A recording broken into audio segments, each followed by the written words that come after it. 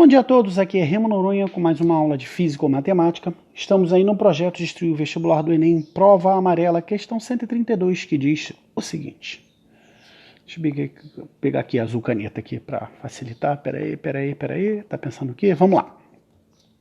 Quando se considera a extrema velocidade com que a luz se espalha por todos os lados, quando se vê em diferentes lugares, mesmo que totalmente opostos, os raios luminosos se atravessam uns pelos outros sem se atrapalharem. Compreende que quando vemos um objeto luminoso, não poderia acontecer pelo transporte de uma matéria que venha do objeto até nós, como uma flecha ou bala atravessa o ar, pois certamente isso repugna bastante essas duas propriedades da luz, principalmente a última. Huygens Martins, 1986, o texto contesta a concepção acerca de qual o comportamento da luz. Bem, o que ele está falando é o seguinte, tá? Eu até estou falando aqui assim, veja a questão 103 da mesma prova, que fala sobre, fala sobre daltonismo, né?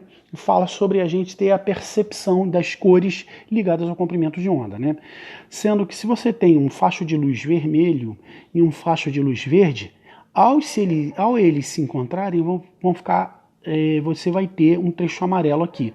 Só que quando ele passa um do outro, eles continuam como se não tivesse interferido. Ou seja, se a luz fosse feita como que de flechas ou como que de bolinhas, como se feito de matéria, eles iriam esbarrar um no outro ali e mudaria a direção e sentido e tudo mais. Então isso fala de modelo ondulatório da luz que é preferencial e não o corpuscular. O fato bem, então deixa eu responder a questão primeiro para não embolar a vida de vocês, né? O que ele dá como opções? O entendimento que a luz precisa de um meio de propagação difundido pelos defensores da existência do éter.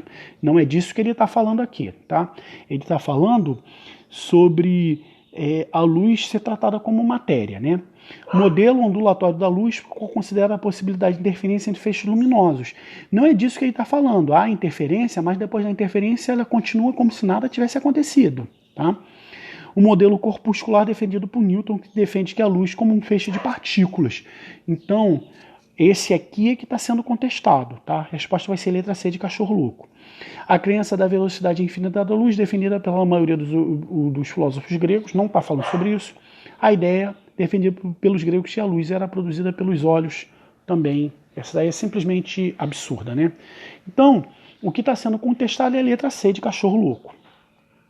Legal? Agora, o que eu quero falar para vocês a mais é um comportamento bem particular da luz, que para determinados fenômenos, como esse aqui, se comporta como onda.